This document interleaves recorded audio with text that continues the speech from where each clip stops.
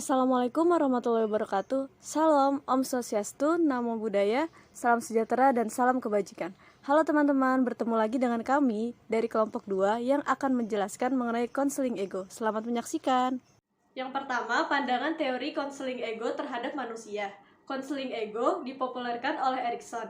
Konseling ego memiliki ciri khas yang lebih menekankan pada fungsi ego. Menurut Erikson, egolah yang mengembangkan segala sesuatunya.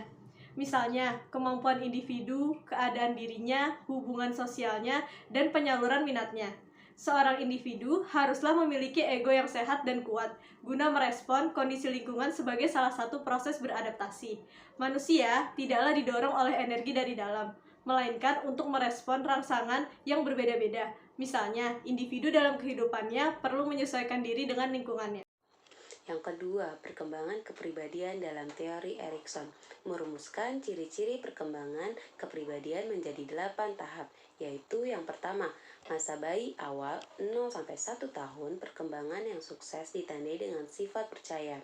Yang kedua, masa bayi akhir dari 1-3 tahun, perkembangan yang sukses ditandai oleh adanya otonomi, sedangkan perkembangan yang gagal ditandai oleh adanya perasaan ragu-ragu dan malu. Yang ketiga, masa kanak-kanak awal 3-5 tahun, perkembangan yang sukses ditandai oleh adanya inisiatif.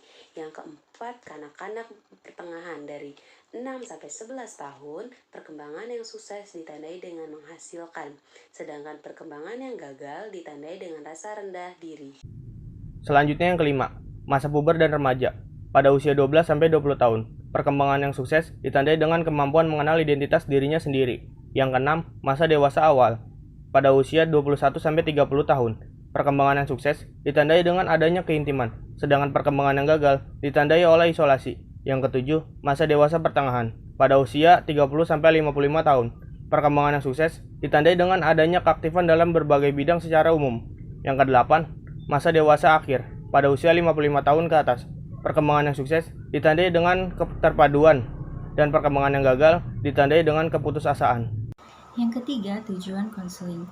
Adapun tujuan konseling menurut Erik Erikson adalah memfungsikan ego secara penuh.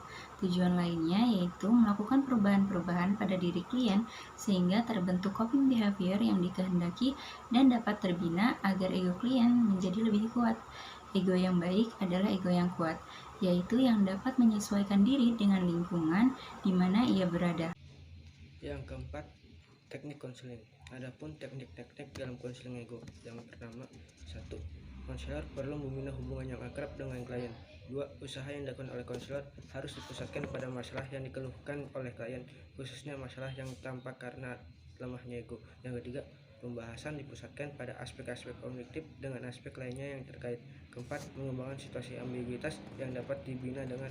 Selanjutnya, konselor memberi kesempatan kepada klien untuk memunculkan perasaan yang ada dalam dirinya. Klien diperkenankan mengemukakan kondisi diri yang mungkin berbeda dengan orang lain. Konselor menyediakan fasilitas yang memungkinkan terjadinya transferensi melalui proyeksi. Pribadi yang transferensi adalah pribadi yang mengizinkan orang lain melihat pribadinya. Sedangkan proyeksi adalah mengemukakan sesuatu yang sebetulnya ada pada diri sendiri. Pada saat klien transferensi, konselor hendaknya melakukan kontra transferensi. Sekian penjelasan dari kami. Terima kasih telah menonton video ini. Semoga video ini bermanfaat untuk teman-teman semua. Dan jangan lupa untuk like, comment, and share video ini ke teman-teman kalian ya. Sampai jumpa di video selanjutnya. Bye.